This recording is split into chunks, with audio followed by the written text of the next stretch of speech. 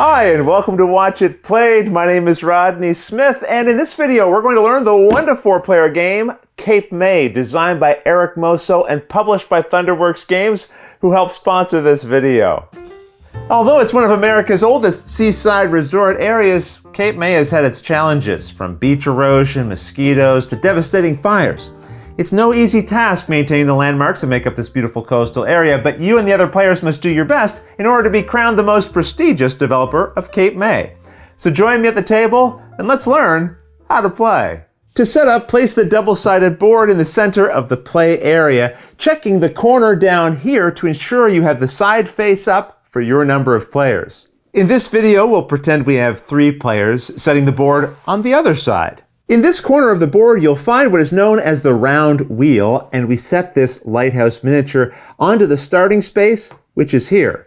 The cards with this back make up the events, which you shuffle, into a face-down deck here. Now find the bird tokens, which have this back, and mix them into the included bag, which you can set nearby, along with what are known as these landmark bases. Also create a supply for the coins and these fire tokens. The cards with these backs are upgrades, and you sort them into the 4 different types based on their colors and names, shuffling them into face-down decks nearby. You then flip the top card of each deck, putting it beside them. Each person now collects the following items in their chosen color: a player board, 2 wooden markers, a prestige and income token, 10 cottage and 10 shop tokens, 7 movement cards, and you also take $20 worth of coins from the supply and collect 8 Victorian and 8 business miniatures in your color. On the upper right side of the board, you'll find the top of what is known as the income track, and each player now sets their income token on the 0 space. On this space of the board, marked with a compass, each player sets one of their wooden markers. The other one you set onto this 0 space of your player board. The cards with this back are the activity cards, which you shuffle into a face-down deck nearby, dealing 2 of them to each player. Also shuffle this deck of bonus cards, which have this back, and then you deal 1, 2, 3, 4 to each player. The players examine their bonuses privately, picking 2 of them to keep, returning the rest unseen back to the box, along with the remaining deck of bonus cards. The bonuses you kept and any activity cards you have are kept secret from the other players until you're required to play them. Now give the person who most recently visited a beach this first player token, or you can just choose someone randomly. And that's the setup. In Cape May, you and the other players are building cottages, stores, businesses, and landmarks while trying to deal with the challenges a seaside area throws at you. You might even do some bird watching along the way, as we'll see. Now, the game itself is played over a series of rounds, and those are broken into 3 steps each. You'll find the steps of a round printed on the board here, starting with revealing an event. That's represented by this symbol on the round wheel, and you'll notice that icon isn't above our current space where our lighthouse was located, because you skipped the event step during the very first round of the game. But at the start of the next round, this marker will move here, as we'll see, and in that round, you'd resolve an event. So let's see how resolving an event works. The first player would reveal the top card of this event deck and read it out loud. If you see an exclamation mark here, it means the effects of this card are resolved immediately. And also keep an eye out for icons like these throughout the game as well. These match the symbols found on the round wheel representing the 4 seasons of a year: spring, summer, fall, and winter. So if this was on round 2 and we were resolving this event, it means each player would get $5 from the supply since we're in spring. Along with immediate events, you may also get active ones, which will show this wheel symbol. Their effects last until the start of the next round. This one in particular illustrates a unique type of ongoing event, a fire outbreak, and it will show a section of the map that will be on fire during the current round. To help us remember this effect, we place these fire markers in the matching 4 corners of the indicated area to remind us that everything within them is affected by this event. Sometimes an event requires you to spend money, and if you run out before you've paid what you owe, you randomly discard 1 movement card from your hand for each dollar you couldn't pay. Anytime you discard movement cards, put them face up into this discard area beside your player board.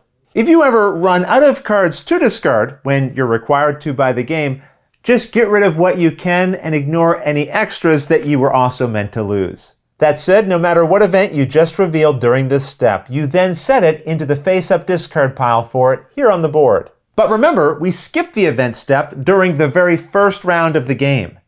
The next step of any round is taking actions. Beginning with the first player and going clockwise once around the table, each person gets a turn. And on your turn, you take up to 3 actions. To help you keep track of the actions you've taken on your turn, start with your marker here and move it up 1 space with each action. Once it's at the top, you'll know you've taken your 3 actions and your turn is over. When taking actions, you can perform whichever ones you want, repeating the same actions if you like, and there are 7 different ones to choose from, and you'll find these all listed on your player board.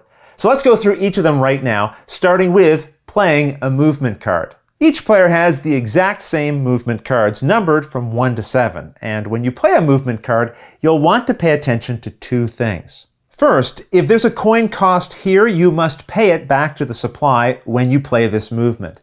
Then, whether there was a cost or not, you must move the exact distance shown here. You move using your figure going from one adjacent space to the next. And again, you must move the exact distance of your card.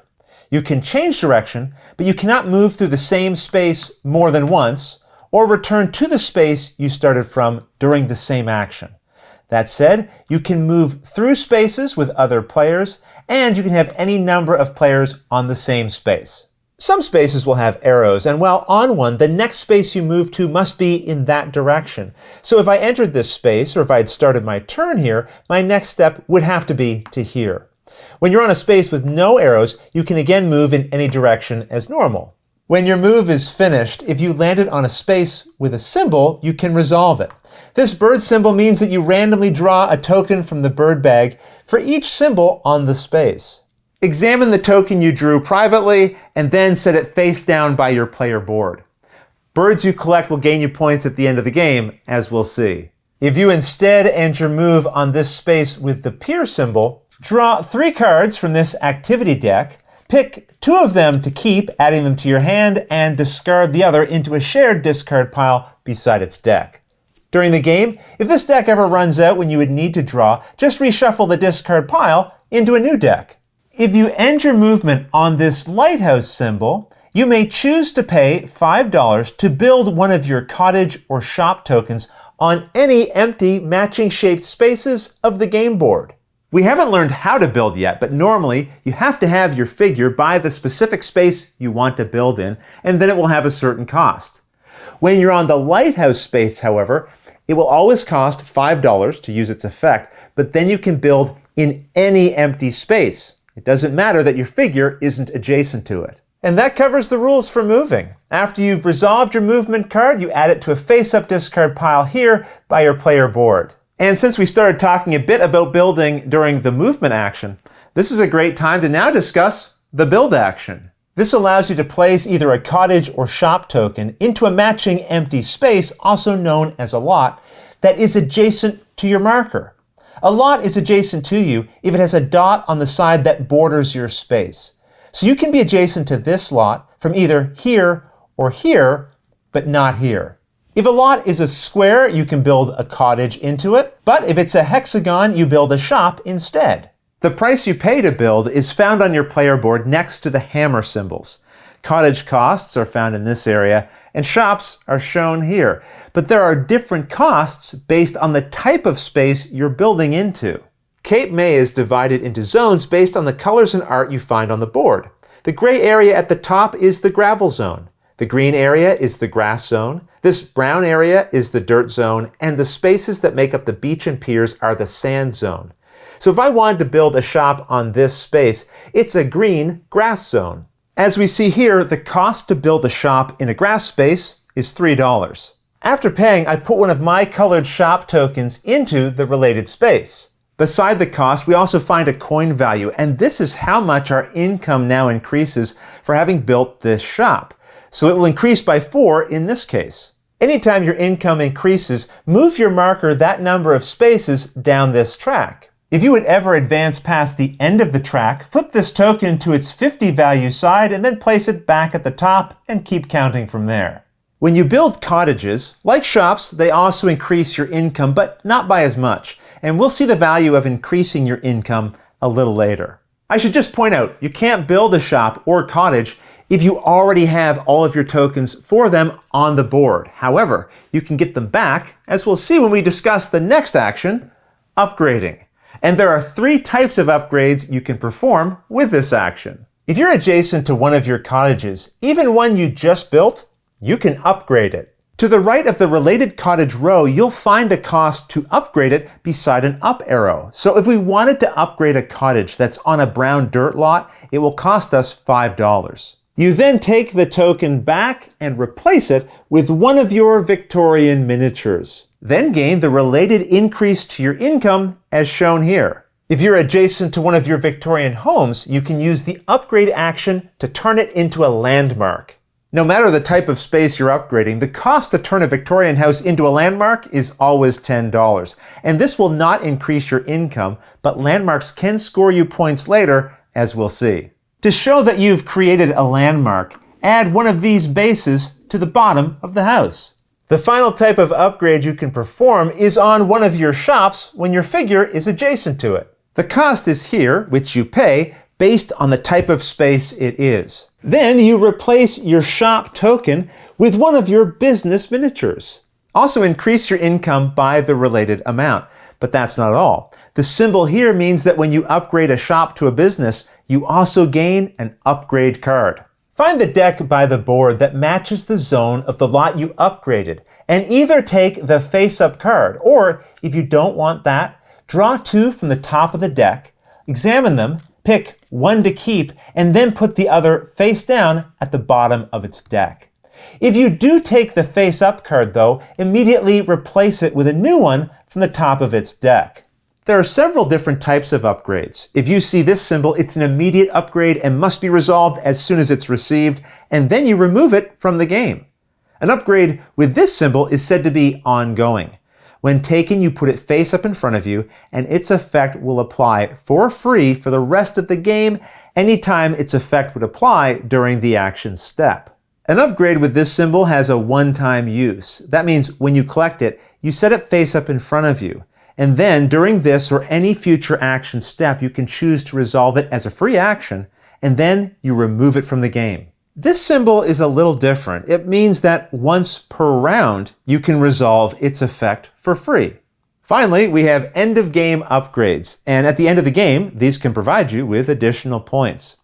Once you've collected this, you'll keep it a secret from the other players. You can just set it face down in front of you. But you can always examine any of these that you have at any time. And those are all the rules related to upgrading. So now let's move on to the next type of action, drawing activity cards. To do this, you simply draw 2 of them from their deck, pick one to keep, and discard the other. There's no limit to the number of activity cards you can have at any one time, and these will provide you with special benefits when played, which is another action you can take, playing an activity card. To do this, you resolve any one of them you're holding, and then you discard it. Many of these will have more than one option to pick from, separated by the word or, and if so, you pick which of the options you want to resolve.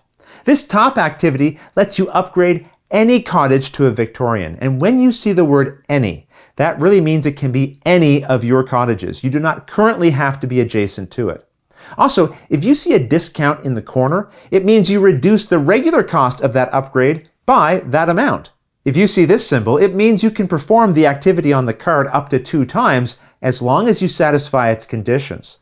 For example, these 2 symbols mean we can build either a cottage or shop. And these symbols mean we can upgrade either a shop, cottage, or Victorian house. So I could build twice, upgrade twice, or build and upgrade. But in all cases, as it says here, you must target buildings diagonally adjacent to where your marker is currently located. Being diagonally adjacent to a lot means what you would think it does. So for example, here I am diagonally adjacent to this lot. But technically, it means being adjacent to a space that's adjacent to that lot. So that's playing an activity card. Another type of action you can take on your turn is collecting $3 from the supply. And if you ever run out of money in the supply, just use a suitable replacement. And that brings us to the last type of action, retrieving movement cards. Remember, when you play a movement, it gets discarded. So as time goes on, you'll have fewer and fewer cards to play. But as an action, you can take all of your previously discarded movement cards back into your hand. And those are all the actions.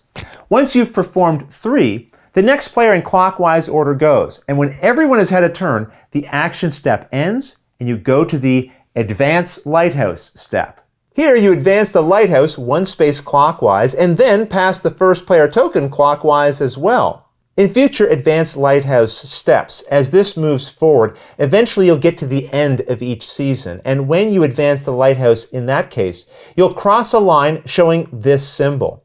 If so, before you continue with the next round, you first receive income. Here, each player is dealt 2 new activity cards from the deck. Then each player checks the location of their income marker on this track and gains money from the supply equal to that value. But again, you only receive income like this when the lighthouse crosses these specific lines. On the other hand, if you get to the Advanced Lighthouse step and the marker is already on this final space of the track, you instead go directly to final scoring. Here, each player moves their marker from their player board and puts it on the 0 space of the income track, using this area to keep track of their growing score as they calculate it. And your score is also known as your prestige. And you start calculating your prestige by checking this area of the board here. First, you gain a number of points for each Victorian house you have based on the zone it's located in by examining this column. So for example, each Victorian house you have on grass will earn you 2 points. Just keep in mind, a Victorian with a landmark base does not score on this column. Instead, you score each of your landmarks using this column of the table. So as an example, each landmark building on sand will earn a player 11 points. Now use this column to score majorities. One by one, check each zone, and the player with the most total buildings in that zone of any type gains the related points. The player with the second most buildings of any type within a zone gains the points in the second column. Now, if 2 or more players are tied for the most buildings within a zone, you combine the points for most and second most, dividing that total equally among the tied players, rounding down. If there's no tie for most, but there is a tie for second most, you split the points in the second column equally among the tied players, rounding down. In a 2-player game, you'll use the other side of the board, and the scoring table looks a little different. Here, you only award points for majorities to the person who has the most buildings within a zone, and if there's a tie, the 2 players split the points evenly. Now players should check for any end-of-game upgrade cards they have, scoring any points they are owed from them. Now remember, near the beginning of the video, I had mentioned that if you end your move on a space with a bird icon, you gain a random bird token from the bag. Well, now it's time to reveal all of the tokens that you collected. Arrange the bird tokens you've gained into collections of unique birds. For example, here I have a collection of 6 unique birds. You can have more than one collection, but each token can only be assigned to one of them. So here I have another collection of 3 unique birds. And this is just a collection of my one leftover bird that can't go into either of these collections. Now, if you have a passenger pigeon bird token, which will look like this and have a question mark symbol, this can be used as a unique bird in any collection, but no collection can be larger than 7. You then refer to this scoring area of the board here and gain points based on the size of each of your collections. So here I have a 7 bird collection, so I go to the 7th value and I would gain 21 points. For this 3 bird collection, I'd gain 5 points, and this collection would give me 1. There's also a hot air balloon and Hindenburg token. They're just worth the points printed on them. You don't add them to a bird collection. Now players reveal the bonus cards they picked at the start of the game and gain the large point value on them if they fulfilled that bonus's condition. And you can only score points for your own bonus cards, never for another player's. Also, notice this one refers to having buildings adjacent or across the street from a church. Churches are these 2 buildings on the board, and using this one as an example, these are the lots adjacent and across the street from it. Each bonus card also has an extra reward here at the bottom if you fulfill its condition. But to qualify for this, you must already have fulfilled the main bonus. I should also point out, if the condition of a bonus requires you to have the most of something, and you're tied with somebody else for the most, they don't get anything, but you only get half of the points showing on the bonus. So here, if I was tied with somebody else for having the most commercial buildings in the grass zone, I'd only score 4 points. There's no penalty if you don't fulfill your bonus cards, except that you don't earn the points that were on them. Finally, you score 1 point for every $10 you have left over at the end of the game. So here with $23, I'd score 2 extra points. Now the player with the most points wins. In the case of a tie, the tied player with the most bird tokens wins. And if there's still a tie, the tied player with the highest income on the income track wins. And if there's still a tie, the tied players share the victory. The game also comes with solo rules, which you'll find described at the back of the rulebook, but those I'll leave for you to discover on your own. Otherwise, that's everything you need to know to play Cape May. If you have any questions at all about anything you saw here, feel free to put them in the comments below, and I'll gladly answer them as soon as I get a chance. You'll also find forums for discussion, pictures, other videos, and lots more over on the games page at Board Game Geek, and I'll put a link to that in the description below. And if you found this video helpful, please consider giving it a like, subscribing, and clicking that little bell icon so you get a notification anytime we post a new video. And if you'd like to support us directly, you can join our Patreon team, which I'll have linked below. But until next time, thanks for watching.